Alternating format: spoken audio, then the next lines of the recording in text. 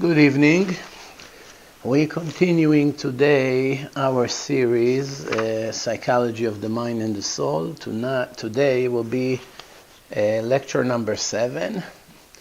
And last lecture, we actually spoke about the difficulty of starting, to make a decision, because there are a lot of different resistance in the subconscious of the mind. Just before we forget, this lecture will be for the elevation of the soul, Leilui Nishmat Rabbi Mordechai Rachminov Zatzal. He passed away last week from the horrible virus. And it will also be Leilui Nishmat Renee Bat Borcho and Alexander Ben Yosef, and lehavdil, it will be Bezrat Hashem לרפואת הנפש ורפואת הגוף of ראובן בן יעל, יונינה שמחה חנה בת שפרה, סמרה אביבה בת שפרה, אהובה חיה בת סמרה, אביבה שפרה בת ציוויה, יעקב ראובן בן הייקה, and also לרפואת אסתר חיה סטלה בת פרידה, and also Bezrat Hashem for Shidduch for Arthur Avraham ben Esther Chaya Stella. And last thing, for Bezrat Hashem for Bella Bat Raya, that her pregnancy will succeed. She'll have refuah shlema the entire pregnancy, and everybody else that needs Yeshua, Bezrat Hashem. So last week, as we just ended the last lecture, we spoke about the conflict between the brain and the heart, the feelings versus the clear mind. And today we're continuing with the difficulty and the fear of actually making decisions. All of us in life sometimes have to take hard decisions. It's not always easy.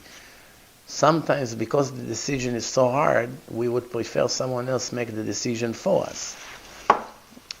And we have to understand how to handle this kind of problem that comes many times in a lifetime. One of the difficulty of receiving decisions, of making decisions, comes from from the fact that a person is afraid to accept on himself responsibility. Because in every decision, you take some kind of responsibility. That's why sometimes people would rather go to the biggest rabbi in the world, one of the biggest chachamim, tzaddik ador, and to ask him simple questions. And he would laugh. He said, for that you bother to come all the way to ask such an obvious question? And they also know that the question is silly, but they were not embarrassed to go and ask that question. Why? Because they are so afraid to make their own decision, even in minor things, that they rather someone else that they count on to make the decision for them. And that's how they remove responsibility from themselves, and it makes them relax. The fear from responsibility usually exists more often by children. When you come to a child and ask him, why did you do such and such? Immediately say, I didn't do, or I didn't say. He did. It's his fault. By removing responsibility to someone else, it relaxes him. A human being, especially when he becomes an adult, has to get used to the fact that the main thing in the life of a person is the free will, that he has the choice to decide what to do. You choosing what to do. The Rambam says in the beginning of his book Shmona Prakim, the Rambam said that he wrote this entire book for one main reason, that a person will know what it means to choose. What does it mean, choice? The Gaon Vilna, the Gra that lived approximately 250 years ago, he speaks a lot about this concept of choice, that a person is choosing.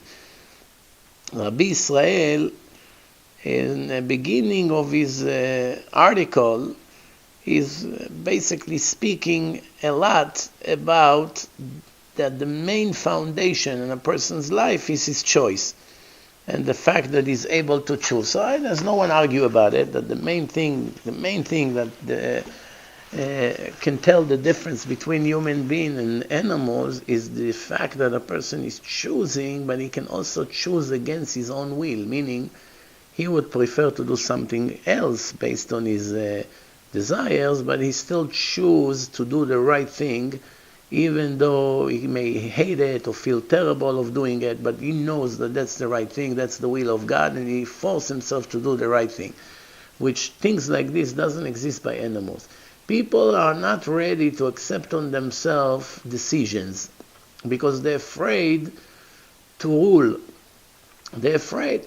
It's difficult for them to live with the responsibility. As the Gemara say, koach de'etera adifa. If a rabbi has a dilemma or a debate with himself, if a question that someone asks him if it's allowed or not allowed, he should always do everything he can to find the answer to be, yes, it's allowed, permitted, of course, if it doesn't go out of the boundaries of the Torah and the rules of the Torah. But to try to do everything he can to find sources to permit to the person to do what he asks about. What does it mean? Is that means that the Torah always wants to be more strict? They should always give a preference for something that it's more strict instead of being lenient? Not necessarily. Because sometimes when you go to the extreme side, you can also make a damage.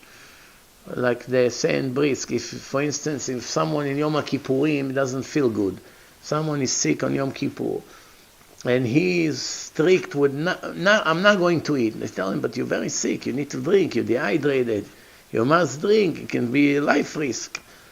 And he's actually strict with himself not to eat or to drink, then it can bring him to die. So this being extra strict was actually leniency when it comes to life and death. Instead of being strict when it comes to life and death, he was strict about the fact that he doesn't want to eat on Yom Kippur. So obviously, sometimes when you're too strict about specific things, it's actually worse than being lenient on it. Depend on every matter and matter. Yeah. So therefore, whatever you're going to decide, there is one side to the extreme, to be, and one side to the leniency. It can be, one side lechura and one side lekula, meaning not necessarily it always will go one way. So to be able to permit it, you have to be a bigger chacham. Why? To say not allowed, it's easy. Everyone can say not allowed, not allowed. Whenever there's a doubt, not allowed. But to find a source or sources to permit it, you need to be a lot more knowledgeable, and that makes it a lot harder. But that's what the Gemara requires, that a person will do everything he can to find sources to permit. So from a young age, we have to get the children used to deal with doubts. That he himself will make the decision, and put him in positions to make decisions. Why? If we don't do it, later on when he grow up, he will be hesitant to everything. And there are people like this, that they can never make a decision. They leave everything pending. Everything. What do you decided? Do you want to do it, Mr. X? I'll get back to you next week. His wife asking something, he never knows what to do. His children ask him, whatever happened, he always keep everything pending. Why? Very difficult for himself to actually rule and to make a final decision. Another foundation is very important to know that before you make an important decision, you have to clear your mind and put everything in the right order. You have to first define what are the things that the most interesting in your eyes. That you'll have the ability to actually put it correctly on a scale. What's very important, you put on one side. What's not important, you put on the other side. If it's all mixed in your head, what side you will put what? You won't know. When you speak about finding a soulmate, you're going to choose a woman or a woman going to choose a man, there are many things that he check before. And obviously it's not the same by every human being. Everybody have things that he prefer differently than other people. For instance, what are the things that he wants to put highlights on, that are the most important for him? And what are the things that are no big deal at all? He can live without it. He has to define the preferences of the list of the things that he has to check in this woman or that man, and to decide what's the most important and what's less important than everything in the list. And that's how he would know what he can compromise on and what he can't. For instance, if you care about her level of Yirat Shamayim, how much fear she has from Hashem, is she living with the proper fear that every human being must have from his God? Or she takes everything easy and she doesn't care whatever she does? Oh well, no problem, so I'm committing sins, what's the big deal? There are people like this. Take everything very light-headed people. Do you care about her wisdom? Do you care about her beauty? Do you care about her location? Where does she want to live? She's already making condition. I will only agree if you're going to move to Israel, but you live in America. Do you want to give up your profession, your job, things that you worked for many years to get? Do you want to sacrifice all of that to go and try to date a girl from a different country or different state? It's very common, even in America. People meet sometimes on dating websites online, and they live in different states, sometimes in different countries. And one of the two will have to compromise and make a sacrifice to move to a different place. Some people hate it very much, the actual move. Some people never move just because of the 1 or 2 months that it will take them to get used to the new area, new environment. They rather stay in the same place for the rest of their life. Even though the apartment became smaller and smaller, there are more children, they basically will take the suffering of a crowded home than to move to a new unknown place. There are many people like that. They're afraid of changes. After you find all the important details and what's the most important thing, it will be a lot easier to make a decision. Because even if you're not going to get an answer to everything, you can use judgment and rule based on common sense what I can let go and what I must insist.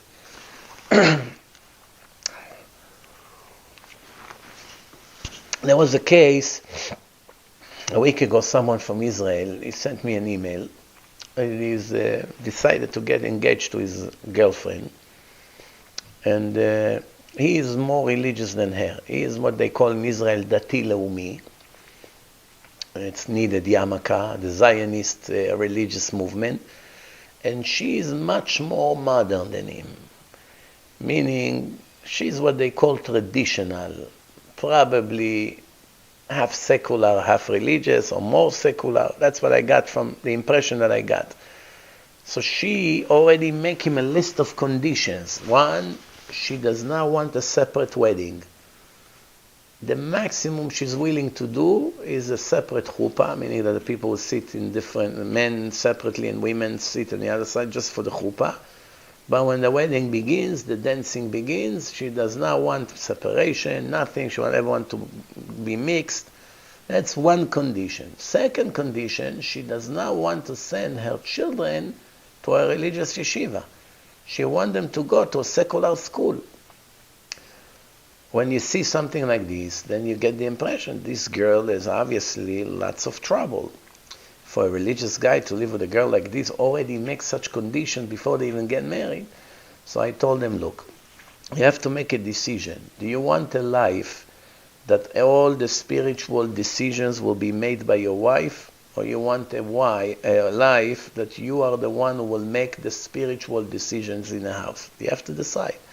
If you want her to decide what's right, what's wrong, and she, with her ideology, she will decide that your children will go to secular school, which is basically literally murdering their soul. There's no other way to explain it. So go ahead and do whatever you want. It's your life. But if you understand that you're going and rebelling against Hashem, she's not going to be able to save you eventually, because you'll be responsible for the souls of these children. Plus for all the sins that you will be made in the night of your wedding. Plus Hashem cannot come to your wedding because it's a mixed wedding. He's not going to step there. No Shekhinah in your wedding. You have to know all these things up front. Now it's your decision. You decide what to do. So he said, so what do you suggest? I suggest you come and tell her, look, there are certain things in life I'm willing to compromise with you. The house, the furniture, even the location, what kind of apartment you like. I may not like it. I'll let go with a lot of things. Spirituality, Torah learning, Torah level, Musar, ethics, it's not open for negotiation. This is the way I am. You cannot bring me 1% down on my spiritual level. If that's your plan, we won't be able to get married. So now, I decided that we're going to get married according to the rule of the Torah, not according to my opinion. It's not an argument between my opinion to your opinion. It's the opinion of the Torah, which it's written clearly that when there's mixture between men and women and lack of modesty, Hashem runs away from that place. And the children will go to serious yeshiva and learn Gemara and Mishnah just like every Jewish kid needs to do. Those things are not open for negotiation. What do you think happened? 2 or 3 days later he sent me an email. And what happened? She ran away from him like she ran away from Haman. What are we discovering right now? I mean, it was obvious from the first email. It took him, I guess, when a person comes to something with mixed feelings, in his heart he has connection to this girl, but in his mind he understands that she's going to be poison for him. So it's a conflict. The mind, remember what we said, the last lecture ended with the war between the mind and the heart. In the mind, she's not good for him. That's why he came to me. Why he came to me? To help him to make that decision which he could not make on his own. He had a huge relief after I answered him what's right and what's wrong. Not that he didn't know it. Of course he knew it. If you are religious, even partially, you know what's right, what's wrong. But it was very difficult to go against his own feelings. So even now she left, he has a relief. He just found out she never really loved him, because when a woman loves a man, she's willing to do a lot for him.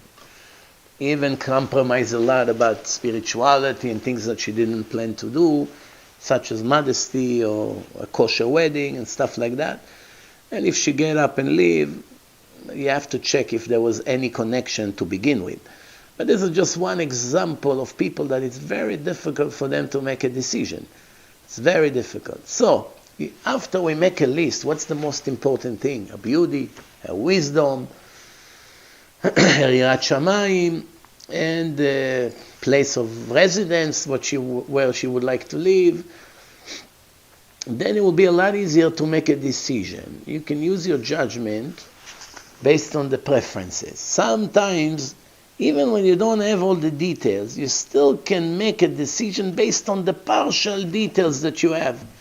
Why? Because there's already 3 or 4 things that once you already know that she is totally the opposite of what you think, you don't even need to ask about the rest. This is enough already to break it up, not to continue with this dating. Or sometimes the first most 4 important things that you want in a woman she already has. So even if you're not sure about the rest of the list, already you have so much in your hand. Obviously you understand there's no such thing a perfect girl. Same thing by the girl, there's no such thing a perfect guy. Since you already have a lot of important things in your hand already, then you're willing to continue with that, and hopefully you'll find out later on the entire picture. So, even when you go to bed dins, not always the judges, the dayanim in a bed din, they see the entire picture. Sometimes they have missing parts from the picture. The Dayan has to make a decision in a bed din or in court, immediately. Cannot stretch the trial for a long time. That's one of the things. It's called inui adin. You don't torture people by keeping them hanging like they do here in a secular court. It may take years. When it comes to the Torah, it have to be the fastest that possible. So, right now the Dayan is making the ruling based on what he see. If tomorrow there's going to be new piece of evidence coming in, it could change the ruling. It's no problem. Yesterday I ruled based on the details you provided.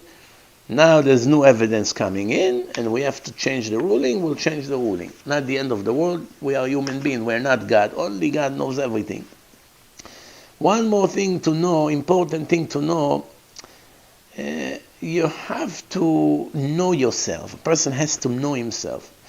What is the main thing that brings a person to make a decision? Like when you go to buy a suit, there's so many different suits, different color, different cut.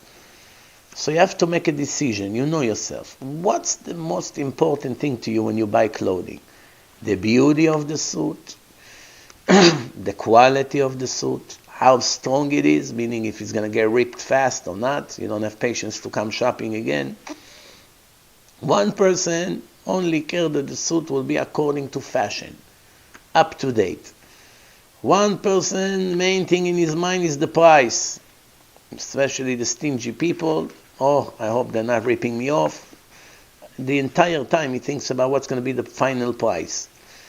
Or when you see what's on sale, even though it's not as pretty as the other one, but it's 50% off. I can't let go of such an opportunity. So I'll buy the other one, even though he's not so crazy about it, because it was a bargain. He feels good about it. Once there's another person, what's most important for him is how comfortable it is. So you obviously know yourself, you know what you prefer, what's the most important thing. Once you know the most important thing in your eyes, you will know immediately what to look for. Based on that, it's important to know what is the main thing in your eyes when you go on a shidduch, on a date with a girl or with a guy. If it's difficult for you to make a decision, you have to practice by putting yourself in a no-choice situation. I have no choice. I must decide. Must make a decision. Don't delay. You cannot delay. You must give an answer. You put yourself in such situation. It's exercise. It's called matzave en brera. En brera means I have no choice. I must decide. You must accept and make a decision. Once you put yourself in such situation, in the first time it will be very difficult to make a decision. Second time a little bit less, third time a little bit less. Every time will be a little bit easier to accept a decision. After maybe 10 times, it already will be very smooth and the decision will go 1, 2, 3. You already know, you practice, you're not afraid anymore, you got used to it. It means if a person is put in a no-choice situation and is responsible, he must do and accept what to do now and make a decision. Even though before, if you tell him a day before, you're going to have to make a decision, say, oh, no, that's not for me, leave me out of it. No, it's not for me. I can't. If you put him in a situation, there's no other way, you must make a decision, then this person obviously will force himself with some pain. He's going to make a decision, then next time a little bit less pain and less until he gets used to it. It's important to know that it's an advantage. It's a great skill for a human being that he has dilemma before he makes a decision. Because it shows, first of all, he's smart and talented, and he sees all the options for the positive sides and the negative side, and that's what creates dilemma. A fool, everything looks clear to him, because he doesn't understand what people talk to him, or what does he see. Someone smart, sees a lot of things that can rule to the favorite side and things that can rule to the negative side. And now he has to know to weigh them carefully and to make a final decision what's better. So he sees a lot of different sides. It's those who decide right away, it's actually come from weakness. First, they cannot handle the pressure of having a dilemma and a doubt. Second, they don't see too many details, so immediately they see one thing and they go with that. Also, we need to know that that when a person has a doubt, it doesn't mean that he has lack of character. The opposite. It means that he is more talented and he has more mental power to deal with the dilemma and the doubt. And he's not in a rush like a fool to rush and to make a decision. He wants to weigh all the options.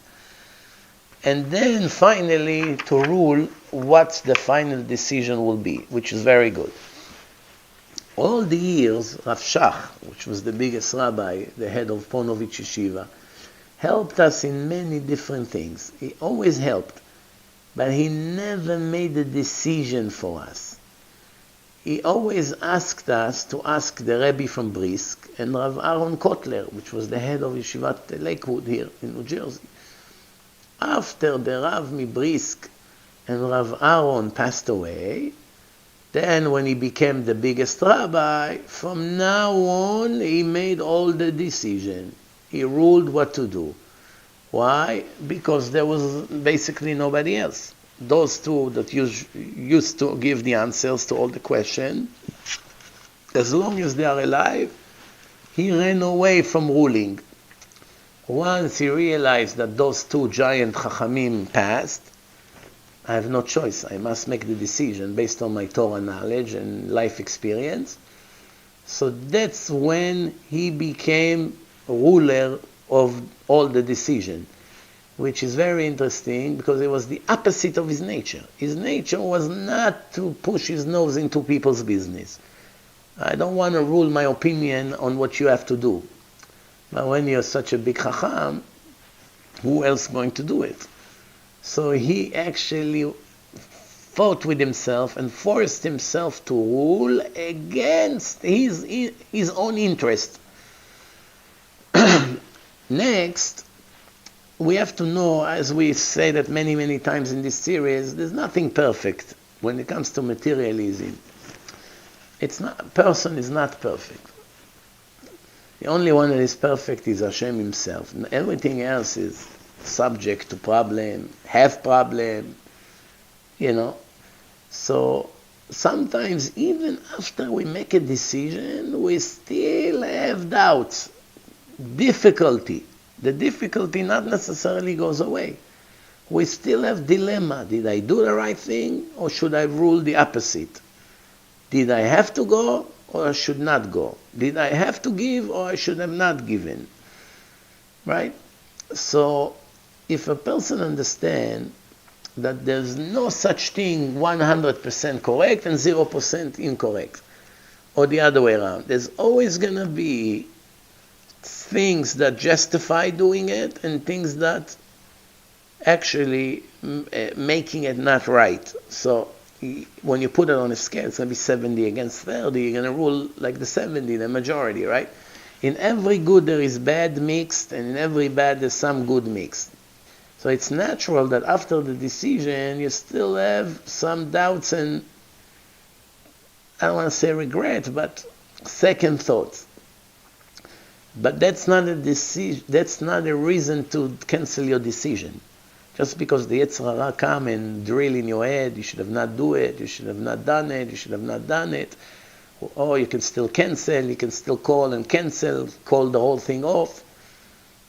It's sometimes mamash atzat Yetzer Hara.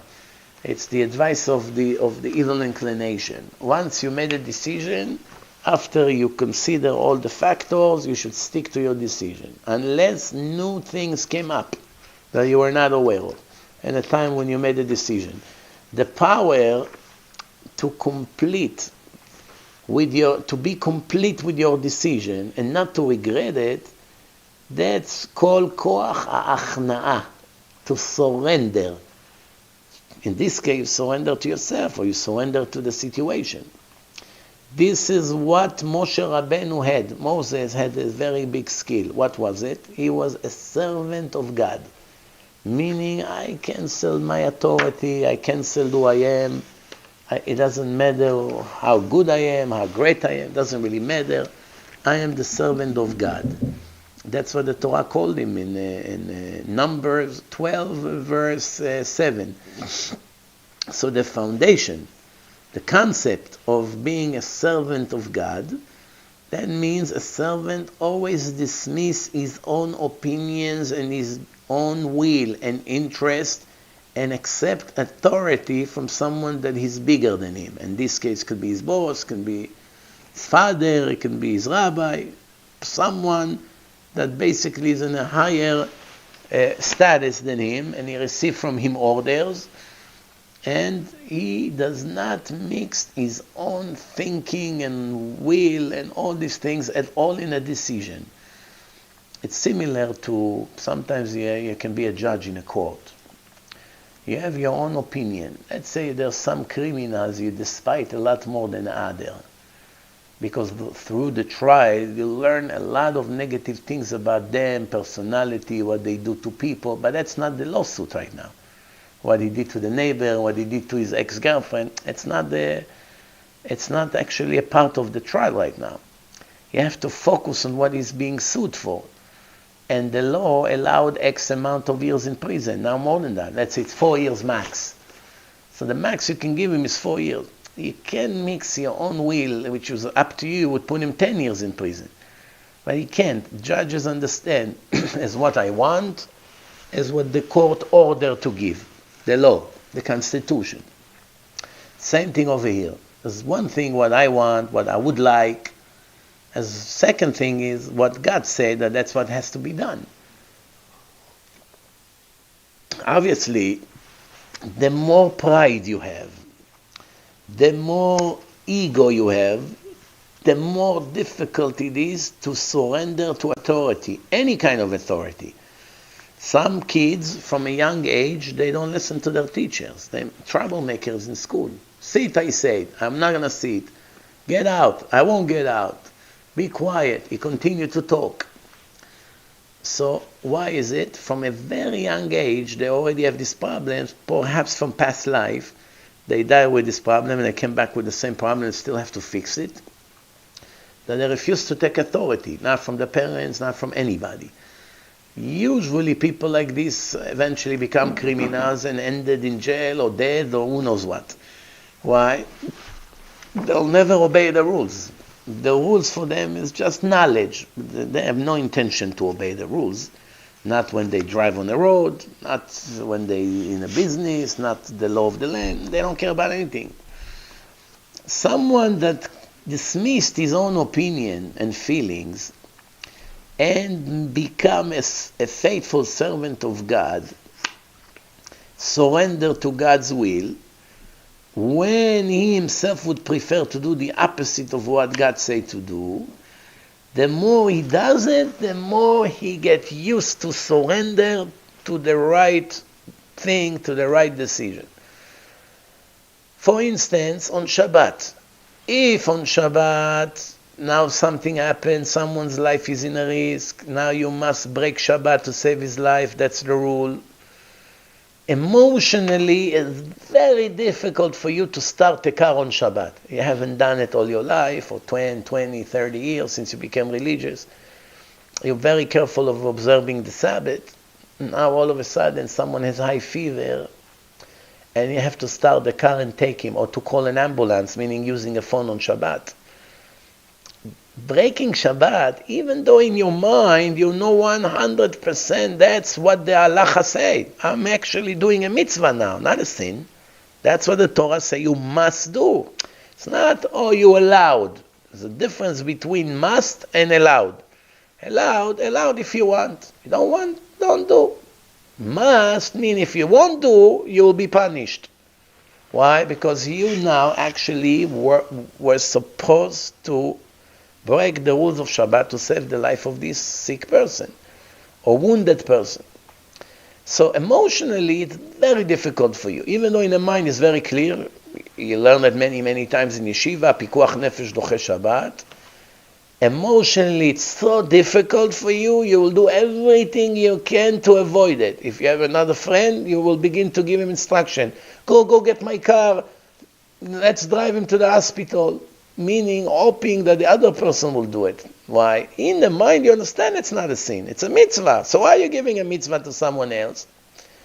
Because emotionally, I suffer doing it. Why? Because this is the power of the ergel. Ergel means that when you're used to something, you're used to do something or not to do something, you're careful of not doing something, and all of a sudden you have to do it. It's very difficult. The change in your habits is very difficult in your routine. So, if someone surrender to the will of Hashem, always do what God say, he control his own will, I put my will down because Hashem say the opposite, then it will be a lot easier for him to get in a car and do it. Why? Because anyway, many of the things I do, it's against what I want to do. There's another thing I don't want to do. But that's what the right thing to do right now. Very good example is now with this corona crisis for 2 months, people praying alone, people that prayed always in shul, in minyan, they sacrifice a lot of efforts to never to miss minyan. All of a sudden they are told by the chief rabbis, you're not allowed to come to synagogue, close the synagogue, everyone pray alone at home. It's emotionally so difficult to so many people that they did everything they can to trick and deceive and make a hidden minyan in the backyard and here and through the terraces and in apartments, even though it's a life risk. And they understand that it's life risk. The feeling of praying alone without a minyan is so difficult for them that they say, no matter what happens, I'm willing to risk my life as long as I don't break my routine. But someone who understands, this is a test that Hashem puts me right now. That's not what I want, obviously. But that's the test Hashem put me in. I must follow what the Torah say. But it's very difficult emotionally. Okay. Well, that's the right thing to do. When I learned in Yeshivat Hebron, there was a boy that started to vomit blood on Shabbat. Vomiting blood from his mouth. That's very scary. We had to take him with a taxi to the hospital. The mashgiach, the supervisor Rebbe of the yeshiva, Rav Meir Chadash, pulled the taxi and asked the Bachurim, anyone volunteer to go with him to the hospital? Nobody agreed to get in a cab with him. So Rav Meir, the chief rabbi there, opened the door, got into the taxi. From the minute he sat in the taxi, everybody said, no, Rabbi, go out, we'll go instead. A minute before, nobody wanted to get in a cab on Shabbat. Once they saw the head rabbi going in, they say, no, Rabbi, you can come out and we go. No, let me go. All of a sudden, everybody wanted to go. The Chazon Ish was walking around in Erev Yom Kippur by the sick people, before Yom Kippur starts. So he had a list of people that are sick. Probably people used to ask him questions and he knew that their medical condition is risky. He used to go to them and give them a speech before that they must eat on Yom Kippur. The Chazon Ish say, be careful, if you're not going to eat on Yom Kippur, you're making a very big sin, much worse than eating on Yom Kippur. Why? Because you have a life risk. If you're not going to eat, sometimes people have sugar, diabetics. They don't eat for 25 hours and they don't drink. It can create a very serious problem by them. And sometimes people take medication. I have a friend, he told me that he takes every day a pill. Literally, he told me that if he will forget one day to take this pill, there's a very high chance he will die the next day. That's how bad it is. He has some kind of a complicated disease. So basically, someone like that must eat with this pill. Can't take the pill on an empty stomach. So if he has to take that pill on Yom Kippur, obviously it's a life risk. And if he won't take food, it will make him, I guess, nauseous and vomit, he can faint, whatever the case is, then he must eat. It doesn't mean that he's going to make himself now steaks or start eating ice creams on Yom Kippur, obviously. But he eats little by little, one bite of bread, and later another bite, and a little bit water. Don't make yourself all kinds of milkshakes and ice creams and pizza. That's Yom Kippur. Don't forget what it is. But eat something just to keep you awake, that you won't faint, because it could become a serious life risk. Rav Shlomo means here that the more a person will get used to surrender, he will be able to surrender to himself, which is very difficult for him. For instance, when he has to make a decision that are against his will, he would rather not to be involved with that. He would be able to surrender to his own decision that he doesn't want to be involved with that because it's the right thing to do.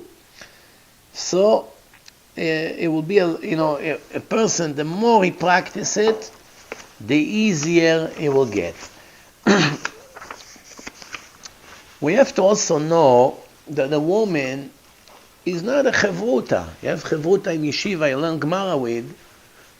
This is your friend, you learn with him Torah. Your wife is not your chavruta.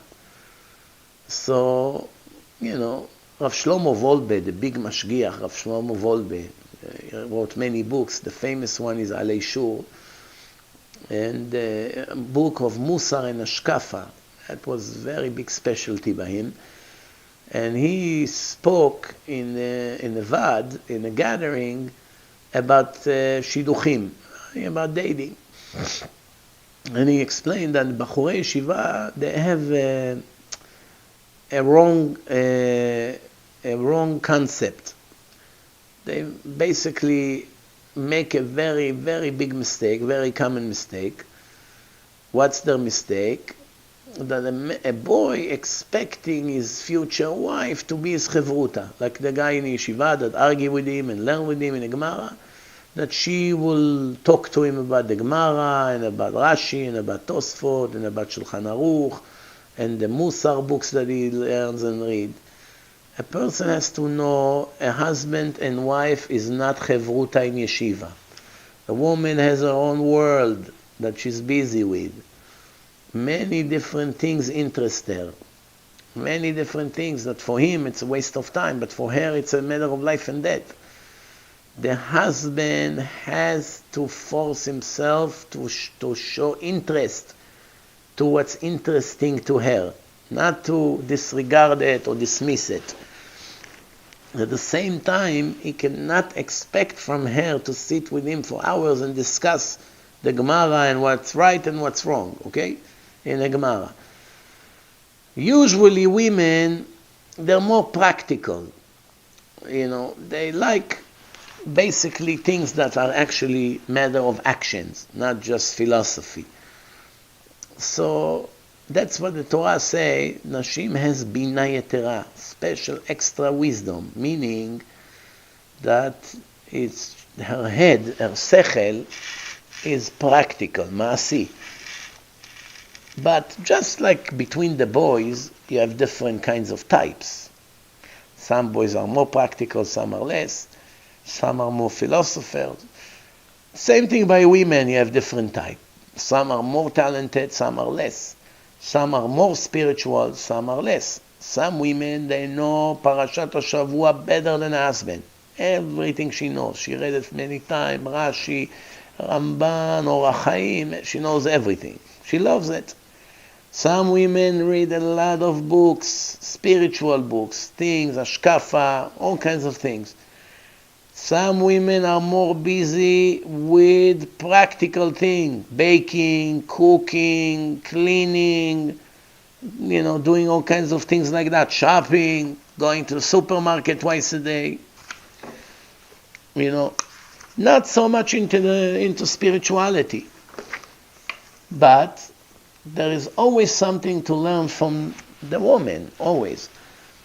Chazal say Nashim, women, is a nation by themselves. It's a whole different nation. Meaning, you get married to them even though they're very different than us. This is from the men points of view. Also, it's important to know their talents. For instance, if your wife has talent for music, she enjoys to sing, she has a nice voice, or she plays some instruments, or she is an artist, she draw all kinds of nice painting and all these things. So you have to actually push her to this direction because you see that it makes her happy, and not criticize that it's a waste of time or you're wasting your time on these things, because every person sometimes needs a hobby, especially women, something that makes them happy from all the stress of life. There's a lot of mutual things that you can learn together, such as raising children, such as peace in a family. There are certain issues. Let's see what the book says about our scenario. Midot, traits, personality, even Parashat HaShavua you can learn with her. Right? So the more you are interested in her world, she would show more interest in your world. Meaning she'll be curious to see what's interesting in your world. And in this case, if you're learning in yeshiva, she's going to want to know what you're learning and why and how. And if you're in your business, at work, she will ask questions about your project and about job and how was your day and all these things. In a marriage, there is a whole set of feelings that evolve and develop. For instance, there's a pleasure of giving. The Gaon Mivilna say in few places, it says, what's the difference between simcha and sason? Simcha, if you ask a typical Israeli, what is simcha? It's a happiness. What is sason? I'll tell you happiness. I cannot tell you the difference. It will tell you milah nirdefet, similar word. But the Ramban said there's no such thing similar words. Every word has something unique about it.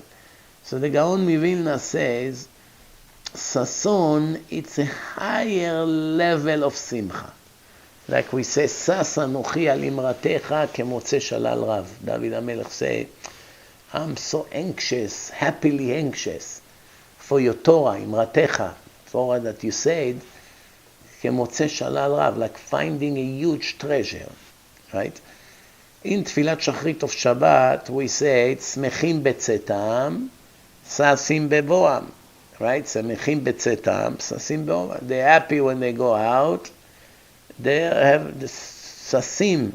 They are happy in a different way when they come. The Gaon Mivilna explained, we're talking about the sun and the moon and the stars, right? So it says, when the stars comes out to fulfill their mission, Hashem gave them an order to give lights to the world, or at night, the moon, or whatever the case is. The moon is a reflection of the sun. The moon by itself doesn't have its own light, so when you see the moon, it's actually a combination of the sun and the moon. Right? So they come to do what they are obligated to do. They are happy that Hashem sends them to do something in a creation. That's obviously a parable, an analogy, just for us to understand the concept. But when they finish to do what they do, they are sasim. After they fulfill the mission, it's a different kind of happiness. When they finish this, the happiness is much greater, and it's a different kind of pleasure, that you actually fulfill your mission of giving something to someone. It's one thing, you're on the way to do it, to help someone. Different happiness when you're on the way back. Why? When you go and do, that's before it was done. You still don't have the satisfaction. Once it was done, you have a special happiness mixed with a great satisfaction that mission was achieved. This is just an example of two words that in modern Hebrew they won't tell you the difference, but according to the Torah, there is a difference between them. One of the greatest pleasures that a person has is causing pleasure to others. If he loves those others, such as his children, his siblings, good friends, the rabbi that he loves so much, or anything like that.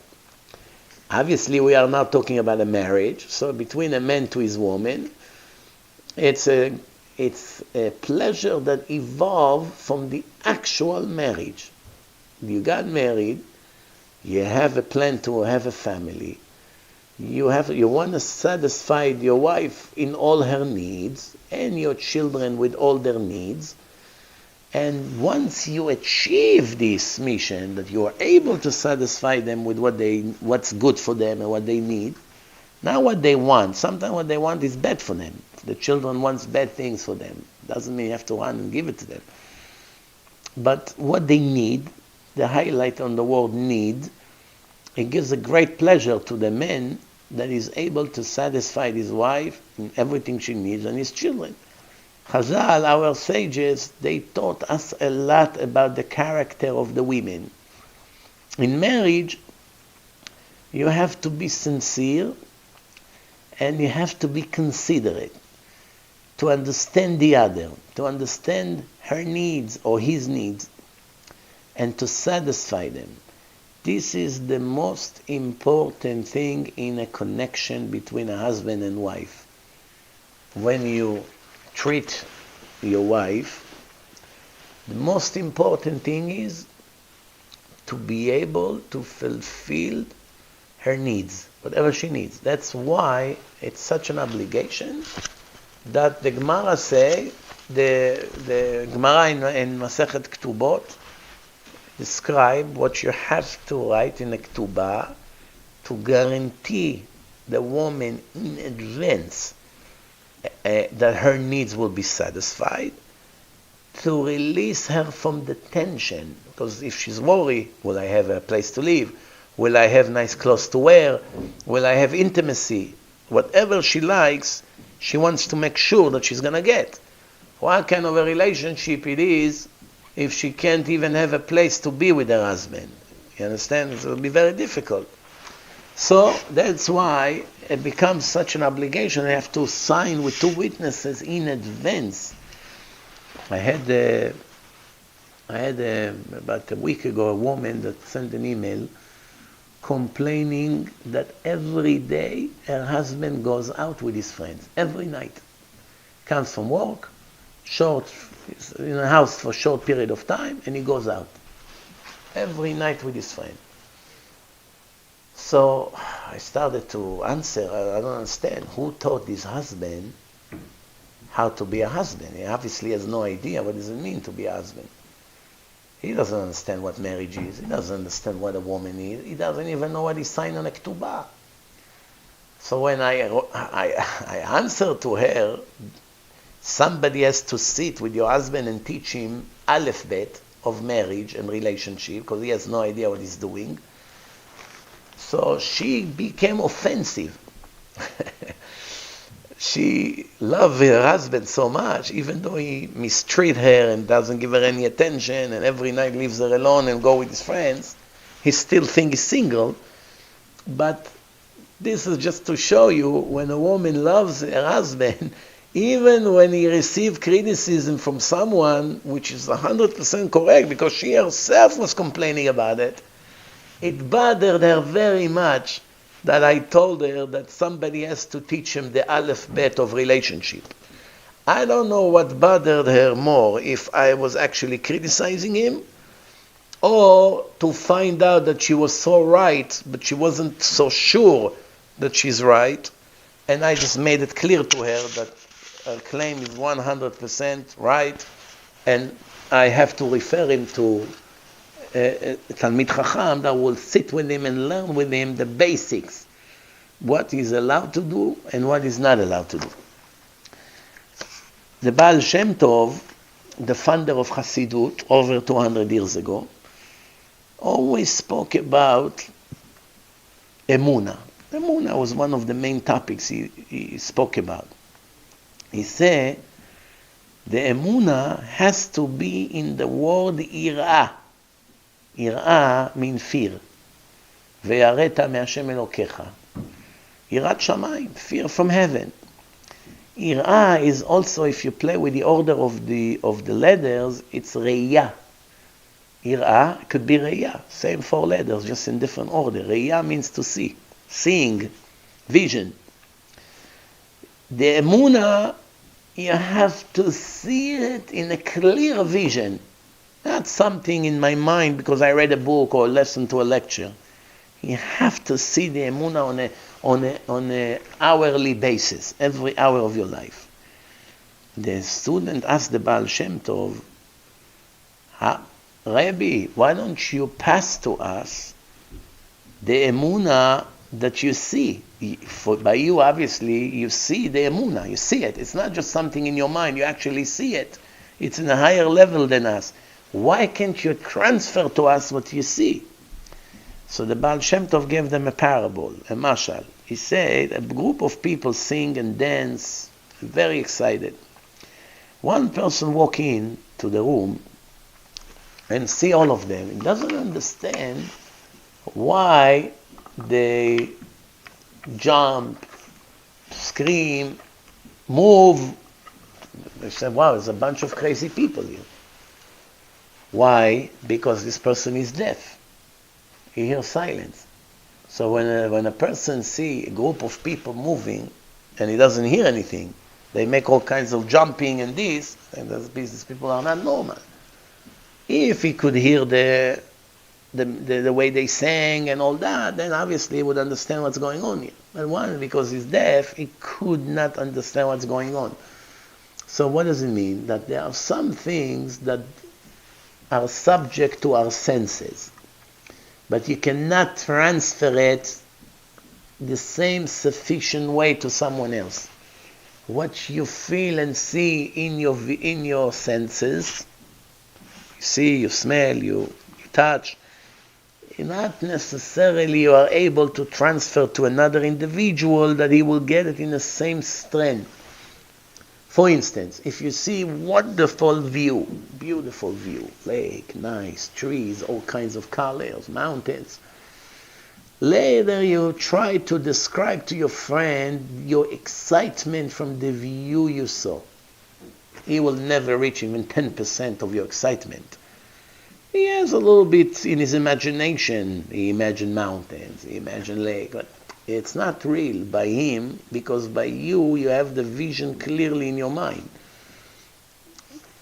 So it's very difficult for him to accept it because it all goes through his ears. Now he has to imagine it. He doesn't really have a picture.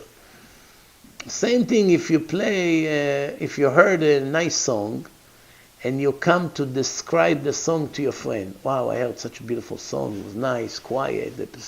The singer has such great voice. What will he understand from it? Not that much. He won't be able to get all the impression by you describing it until he himself will hear the song, the music. That's when it becomes 100% clear. Same thing, emunah.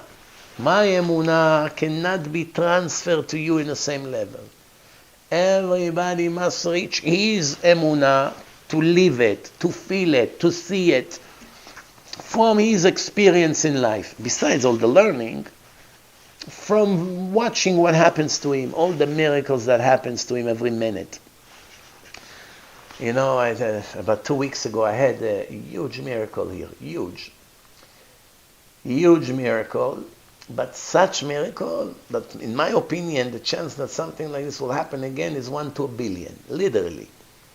What happened? You know, the kids have their basketball outside, this big pole with a basket, and 2 cars are parking. One a little bit to the left of the board of the basket, and one a little bit to the right.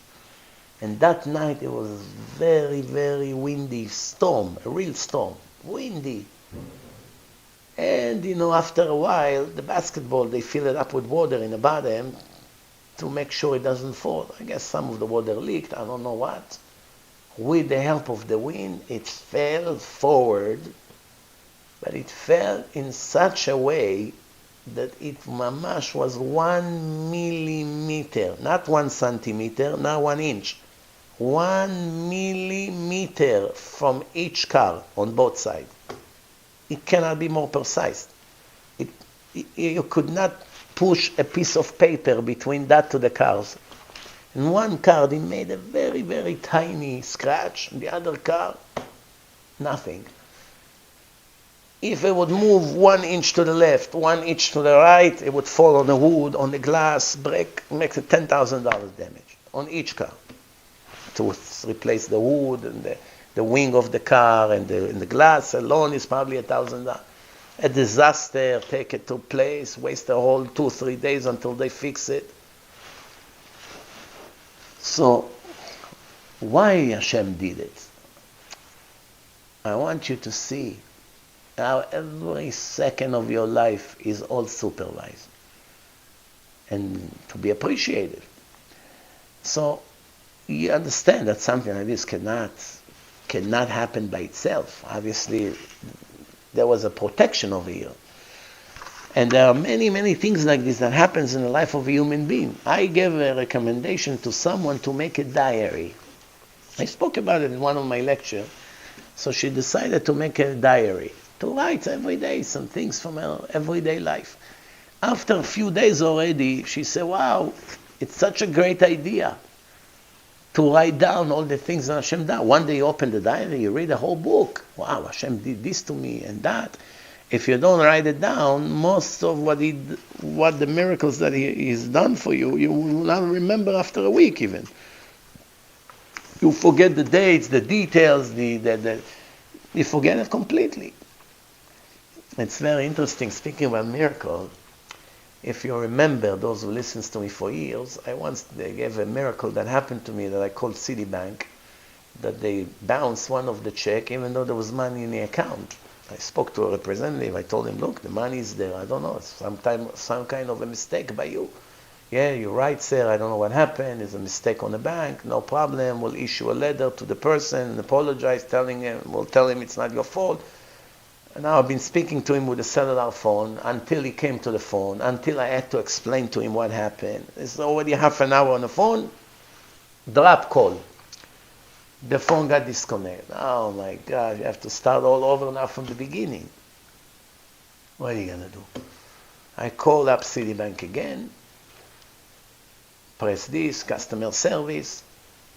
A guy picks up, hi sir, I was just speaking to one of your representatives, explaining to him that there was a mistake from the bank, and the call got disconnected. Then I hear this goy, the Gentile there, sir, it's me, I am the one. We had a drop call, you came directly to me again. And then he told me, do you know what are the odds that something like this will happen? We have buildings all over the United States, tens of thousands of people answering the phone, millions of customers, tens of thousands of representatives all over. And it's a system that the system knows which area is not so busy right now to monitor the call and send it to the state where right now there is more available representative. It's such a complicated web. The chance that it will go to the same building, to the same operator, to the same customer, basically almost doesn't exist. So what was the whole thing? I mean, big deal. So I could have explained to the person that it's the bank's mistake and prove it to him. I didn't really need their help. I just wanted them to find out what really happened. The miracle wasn't the money issue over here. The miracle was to show you I'm running the world. I just wanted to show you what are the odds that something like this will happen to you. Save you now another half an hour to explain the whole thing. So, well, something like this exactly happened to me yesterday. Same exact thing, this time with a different bank. The call got disconnected. I called again and the woman picked up and she said, oh, I'm the one who just spoke to you. When I enter your account, I realized, oh, this look familiar. We just spoke 5 minutes ago. So the same thing happened. This is with the difference of almost 20 years. Last time it happened was maybe 18 years ago. Now it happens yesterday. So what do you see? Every once in a while Hashem is giving you a smack. Wake up, my son. Don't you see? That's why it's very important if you make yourself a diary and you write all the miracles that happen to you. And obviously, after a while, one day when you feel down, you open up. Even Ahasuerus, the wicked Ahasuerus, the king of Persia in 127 countries, he had a diary. One night he couldn't sleep, and he went and started to read, and then he found out that Mordechai saved his life, and he asked, how did we reward Mordechai for saving my life? Nothing was done to him. Imagine if Ahasuerus did not have the diary. The whole story of Purim would look maybe different. Of course, it's all the decisions of Hashem, but even the Goy, Hashverosh, understood to write miracles that happened to him, and he wrote how his life got saved in a specific date. Okay, let's move on. So, halacha, the laws, when it comes to halacha, right, it all comes obviously from the Talmud, eventually was written in the Shulchan Aruch. It's based on the fact that a woman is built and made totally different than a man. Medically, biologically, mentally, just like an orphan kid, everybody understands that you have to be extra sensitive with him, because he's an orphan, doesn't have a father or a mother or both. That's how when you deal with a wife or when you deal with your husband, you have to learn to be very sensitive with your spouse. It's in halacha there is a law that if a person doesn't have what to eat and he does not have what to wear, and the Gabbai Tzedakah, he comes to the Gabbai Tzedakah, a person that has a fund that helps the poor, and he doesn't have enough to give him for clothing and to give him for food. Which one of the two comes first? Does he have to give him for clothing first or to give him for food? The judgment is first to give him food and then clothing when it comes to the men. Men, first give him food, then if you have left, you give him for clothing. If not, just food. By a woman, you have to first give her clothing, then you give her food. Why? Women are different than men. By a woman, it's more important to give her the clothing, which is very interesting. You see, the way women look at things and operates is different than the way the man is. In the modern world, they develop a lot of nonsense systems when it comes to women, such as feminism. It's a destruction for the world. It's rebelling against the creator of the world and his Torah and his rules. But it's also a poison for the women. Not just for men or for society or for the world or the creator of the world. It's an actual disaster for the women themselves. For instance, if you ask a woman if she agreed to give up the rights that the Torah obligates the husband towards her, she would say, why? Why should I give up? This is my rights. That's what the Torah gave me, those rights. So obviously a woman understands that everybody deserves to get his rights. Man has his rights, women has their rights. When I say that feminism is a disaster for women, it actually made a lot of women act like men. So what's the disaster here? One is you have women, millions of women that went into career and work in companies and all kinds of things. Yes, they make money, maybe they even have satisfaction in everyday work, but they paid a very serious price for it. Millions of them never got married and probably will never get married. Some of them already cannot have children. They already reached their 40s by the time they meet someone and they get married.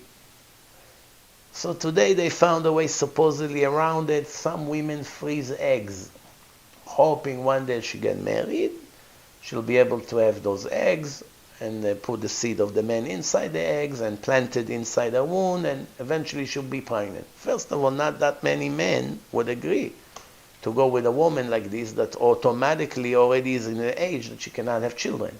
especially religious men that have an obligation to have at least a boy and a girl, which may take 4, 5, 6, 7 years until you reach that, he is afraid to take the risk. So by women, the time is ticking. By men, not so much, because women can be 40, it's no problem, can have a lot of kids still. By women, it's critical, as we all know. Most of these women do not get married just because they wanted to go in the same path like men. To go, to work, to have a career, to be lawyers, judges, all these things. So here you go. This is one example. Second, women goes into war. They fight like men. Then they fall in prison. And I don't have to tell you what they do to them in prison if they fall in the hands of the monster over there, all kinds of terrorists. And that's not what God wanted, So women actually pay a price for this rotten idea in society of feminism that women must be like men. That's not true. Men and women are different. Women cannot be like men in everything, and men cannot be like women. There are some things that the man cannot be like the woman, and some things the woman cannot be like a man. It doesn't make one of them more important than the other here. You understand? If Hashem said to the woman, get married, be a housewife, raise your children, cook, clean, take care of the errands, go shopping, enjoy, have some free time for yourself, and she preferred to go and work like a slave, very hard, for 30, 40 years. That's not what Hashem had in mind. Now will come all the liberals and all the lefties and all these people who push this poison into our society, and they will scream, it's primitive. We don't care primitive. We don't really care what they said to begin with. We only care what the creator of the world told us. And that messed up the world. It messes the world very much. So let's read the words of the smartest person ever lived, King Solomon, in Proverbs 14, verse 2. The verse is, Olech beyoshro yere Hashem uneloz derachav bozeu. The Gaon Mivilna, the Gra, that has an explanation on the whole Proverbs, this is the way he explained this verse. Olech beyoshro yere Hashem. Every person has to go in the right path that is needed for him. Not all people are equal. Therefore, if he is used to one sin, there's a sin that is falling into that sin, has to put a fence around that sin that he won't fall into it, which his friend doesn't need that fence, because the chance that he will make that sin is not high at all. Everyone need to make fence and guards around different sins, because the attraction of people are different. Some people are naturally honest all their life. They don't need to make a fence around diamonds that they work with, or money, or if they work for your boss. You don't have to make a fence, because you will never touch something is not yours. It's just not your nature. Somebody else that loves to touch things that is not his and put it in a pocket, he needs a serious fence. Fence could be a camera. He asked the boss, do me a favor, put a camera here. Why? It will save me from my own evil inclination. There's a camera, I know I'm not going to make sins. Okay, so this is just an example. And his friend needs a different fence for a different sin. That's why Olech beyoshro, everyone has his own path. Straight, but his own path. The test of one individual is not the same like the other. Even though according to the eyes of the people, it's bad, because they don't know what's good for him and what's not. Even though it's still good for him, because he fulfilled his obligation and mission. Uyarei Hashem is considered fearful from Hashem. Why? Because he is strict in something that he knows he's weak with, which is very good. Somebody else look at it like a joke. What, are you fanatic? You crazy? What are you doing? Why you did this? I don't want to take risks. Okay. Uneloz drachav bozeu, aval, someone that twists his way, makes it crooked. Because he wants to have attention and show off in the eyes of the public. And if they make a comment, right away he goes and change to make them happy. Even though, אף על פי שאליו הוא רע, even though for him it's very bad. And it will bring him to make sins. בו זהו, הקדוש ברוך הוא despises him. Because Hashem knows what he really needs. And therefore, he doesn't do what he needs to do because he wants to find favor in the eyes of all the wicked people out there. So he has no yirat shamayim. So this is an example. Basically, almost every person falls into this trap that people are worried what people will say. They're worried. So, for instance, there is a girl now, two sisters. One is already fully religious. And the other one already shomeret Shabbat, eating kosher. But it's very difficult for the younger sister to become modest. Why? Because the family around them is very wicked, secular, wicked people. And they make sarcastic comments all the time. Oh, you became a Rebbitzin, you became a Yente, you're older, you're this, you're too fanatic, you used to look like this, and now you look like this. They make comments. Why they make comments? Because they want to bring them down. They don't like the fact that they became righteous. Now, the older sister doesn't care at all what they say. The opposite. She answers them and argue with them until they give up. They can't handle her. The younger sister, very fragile, very gentle. One comment, she loses all her confidence. So she's afraid to dress modestly because of what the wicked uncle and his wife and the rest of their family would say. This is a very big mistake. A person has to understand, what do I care about these people? Where they will be soon, we're all going to move out of this world. They will be with me. They will help me. They will stand to defend me in my trial. No. Besides, who cares what they think? Even when they give a compliment, it's no big deal. With or without the compliment, nothing changes in your life. If they criticize you for becoming righteous, they make fun, make up comments. Not only that, you should not be upset, you should actually be extra happy. That's why I try to explain to her. The more the wicked people bark at you, the better and greater is your reward in the eyes of Hashem. So you should be very happy. Same thing, teenagers that are becoming religious and their parents give them hell on earth, they fight with them and they do all these things. I always encourage them and I say, well, look, if it would be easy, you get X amount of reward. Now when it became a war and everything you have to fight for your principles and for your beliefs, it makes your reward 10 times greater. So we continue, and there are two kinds of people. For us to learn what kind we should look like, we should be similar to, and what kind we should stay away from. The Rambam say the Torah does not complement or put down anybody unless if it comes for the purpose of teaching us what's right and what's wrong. Esav, the father of Yitzchak, the Torah speaks very bad about him. It's not a story. It's a term. It's a phenomena that comes to teach all of us how not to be. This is the way of the Torah of teaching you. Here is a perfect example how you must be careful not to end and to be like this Esav.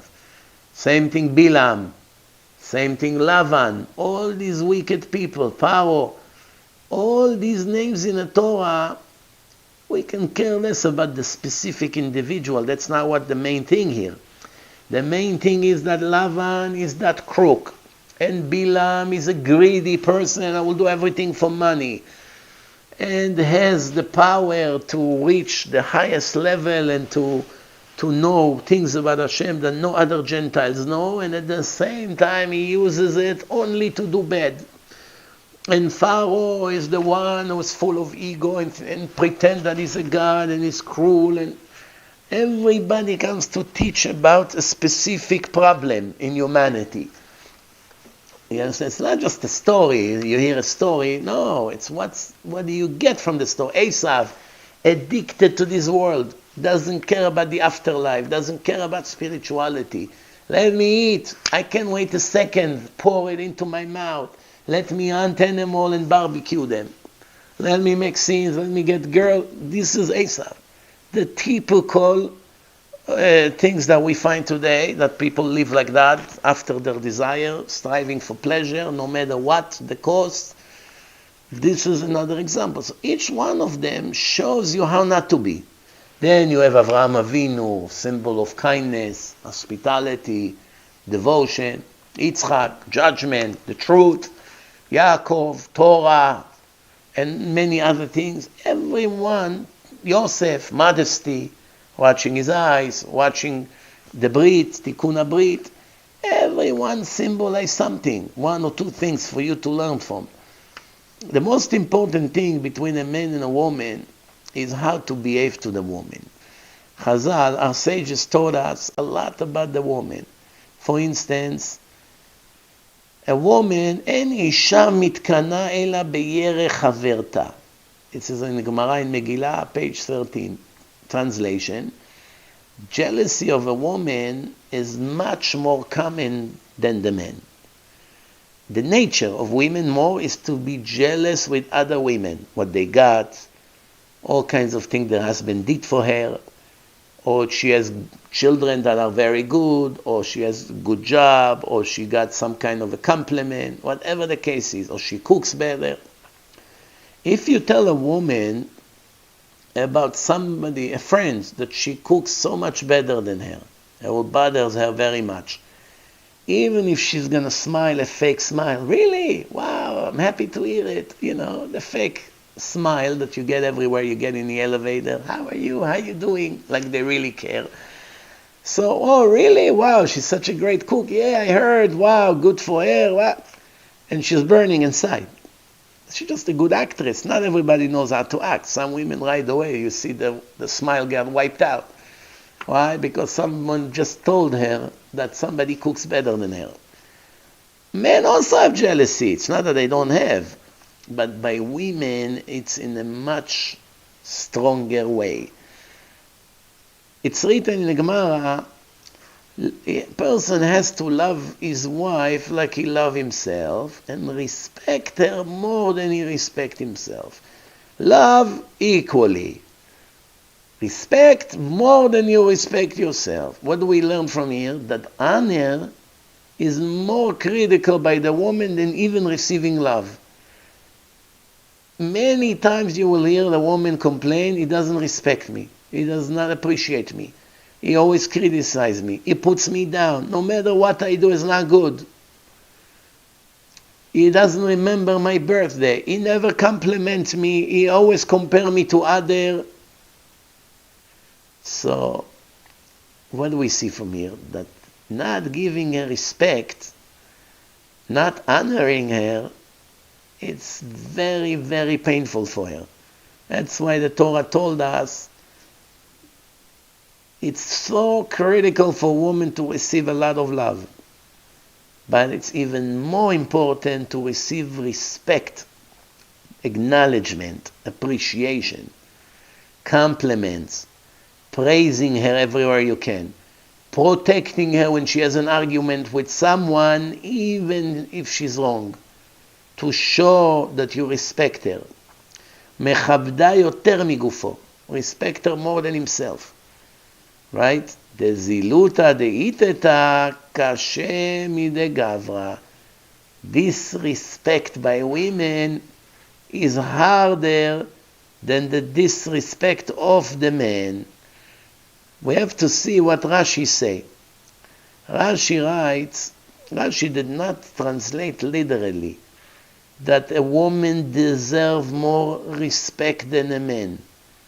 Rashi wrote, in a negative way, meaning that her embarrassment or disrespecting her is harder than the man. What does Rashi really want to say here? That it does not mean that the woman has to be more respectable from the husband. It just means that the woman has a need and hunger to be respected by her husband. It doesn't mean it could be the president of the world.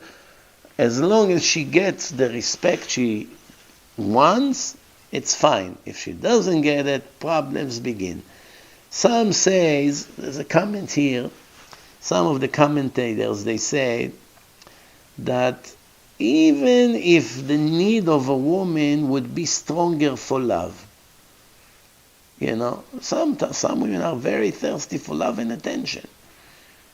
Mikol makom, anyway, however, when it comes to know what to do to fulfill the obligation, he must respect her more than he respects himself.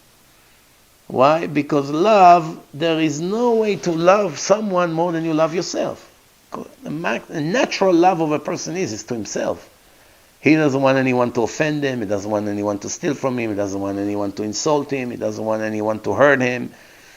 If he would really feel the same way towards his wife, the same way he feels towards himself, he will never hurt her once, because a person doesn't hurt himself. He doesn't hit himself, he doesn't insult himself, he doesn't hurt himself emotionally. So therefore, if a person would love her like he loves himself, it would be a perfect, ideal situation. There is no way more than that, because he already loves himself to the maximum ability. However, when it comes to honoring someone, it's an external thing. It's not love, it's internal. Respect is external. There is no limit. When it comes to external, there's no limit to how much respect you can give to someone.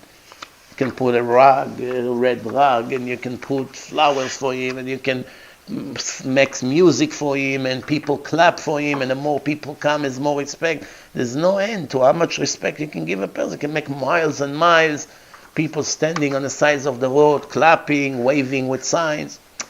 You give them the nicest sweet when you come, like president, when they come, they're so happy that they finally agree to come. So they try to give them some kind of feeling that they never had before, that this visit will never be forgotten. So it means that the need of respect by her is stronger than the man has. It's more important in her life. Therefore, because she has such a big need for it, much more than a man, right? So to reach a level of satisfaction by her is just by actually making sure to give her the respect. And the results is if she gives her husband much less respect. I'm not talking she's insulting him, but doesn't go out of her way to give him more respect. For him, it's enough.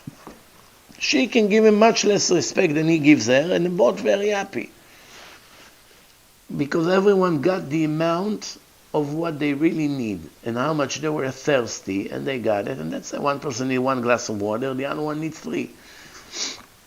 Important to understand that. 2 people are different. Their communication between them will not be equal, meaning what I expect from you, what you expect from me cannot be the same. A woman expects one thing and a man expects different thing. But you have to learn it. If you learn it, you know how to give the other person what's good for him. If she will ask you something, you will tell her, no, it's none of your business. Or in a nicer way, no, it's nothing that you should know. In a nice way, not insulting. She will be offended. If she comes and asks you, hey, Moshe, what was this conversation about? Who did that? I heard something. No, don't worry about it. You don't care about it. No, it's nothing for you to know. She will get hurt. Or to say to a kid, you're still a kid, it's not your business. One day you grow up, we'll tell you. Now you're still a kid, even though it's true, it hurts. to the kid. So what's the right way to talk to a kid? You did not learn it yet, son. Be'ezrat Hashem, one day we will learn it together, then you'll understand. So at least you give him respect. We did not learn it yet, we will learn it. Oh no, you don't understand it, you're too young. I'm not even talking about those who tell them, oh, you're too stupid, anyway you won't get it. That's already Hashem Yerachem, okay. Let's move on, time is running out. Rabbi Isser Zalman Meltzer was talking about sensitivity in life, but we learn from him one very interesting thing. They say about Rabbi Isser Zalman Meltzer that one time they saw him going up the stairs. Yeah, they saw him going up the stairs in his house, standing by the door and listening by the door and going downstairs and coming after 15 minutes going up. It's not entering his house. He's coming up, he's going down, coming up, going down. He did it a few times.